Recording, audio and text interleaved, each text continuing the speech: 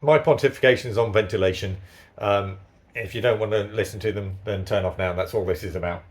So ventilation, I don't think is necessarily the problem. Condensation is more likely to be the problem that you're trying to address. So condensation is most likely to occur on the windows, window frames, whatever. So on the face of the windows, then it's not too much of a problem. But down the side here, then this is where it's far more of a problem, because it can manifest here, and then it'll drip and get to the wood and whatever. A far bigger problem on portholes, because it runs down the frame and then concentrates at the bottom. But so you need to do something to fill this void here with well, first of all, I'd suggest spray foam at the back if you can. I have covered my fixings with tape, so in an effort to that future me, if the windows ever do need to come out, then you can still get an Allen key into the heads of the bolts and whatever. So after you've put some spray foam in here or something, I don't know, maybe you don't use spray foam, maybe you use mastic all the way or something, but the window liner is going to be somewhere here like this, and so this gap here, generally speaking, needs to be filled with mastic or something. If you can't fill this with mastic, then this on this edge here, that is where the condensation is going to be most problematic. So that's what I think is a sensible idea for most window frames that are not firmly broken frames. On my windows, then these are channel glaze windows, this piece of metal here is separated by a rubber strip, or well, it's not rubber, I don't know what it is, from the outside frame. So the outside frame gets cold, that coldness is not translated to this piece of metal here. Similarly, this piece of metal here is similarly separated from the outside of this frame. So condensation occurs when this is a relative amount colder than the amount of moisture that the air will support, so relative heats and stuff.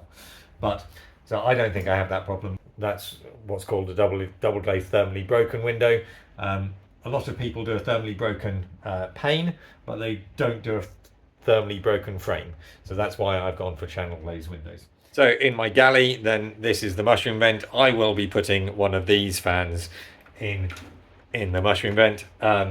It does decrease the surface area of ventilation because you look at it flat on like that. And so the fan blades and stuff do reduce the amount of ventilation that it covers.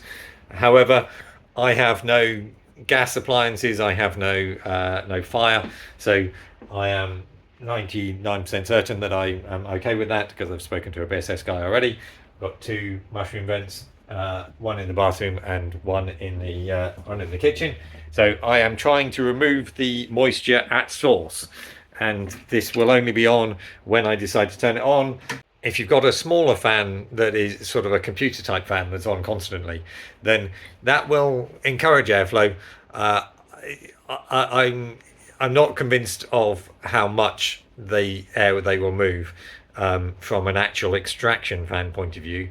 I have looked into it, and I feel that they will promote airflow, but I don't feel that they will act as an extractor fan, if you see what I mean. But of course, I could be wrong. The bilge. Will water get into the bilge? Well, it shouldn't do, but the hull down there is obviously cold. It's got full of bricks. So if moisture does get down there, hopefully it'll run towards the back of the boat.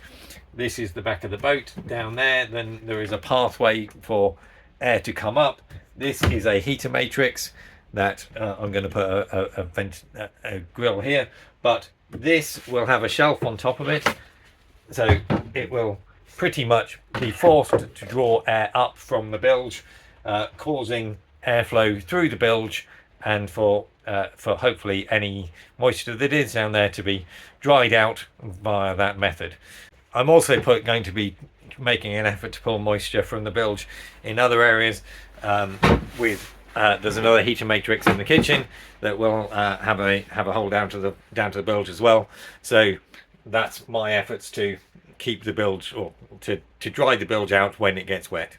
It's relatively difficult to promote airflow through the bilge, so that's my effort to do so.